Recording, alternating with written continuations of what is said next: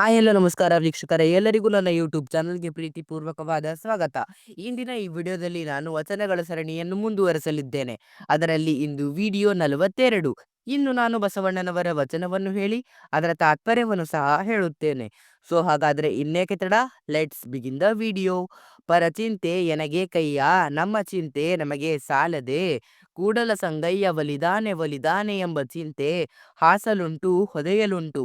ಈ ವಚನದ ತಾತ್ಪರ್ಯವೇನೆಂದರೆ, ಬೇರೆಯವರ ಚಿಂತನೆಯಿಂದ ನಮಗೇನೂ ಲಾಭವಿಲ್ಲ, ನಮ್ಮ ಚಿಂತೆ ನಮಗೆ ಇದ್ದೇ ಇರುವುದು ಎಂದು ಈ ವಚನದಲ್ಲಿ ಬಸವಣ್ಣನವರು ತಿಳಿಸಿದ್ದಾರೆ.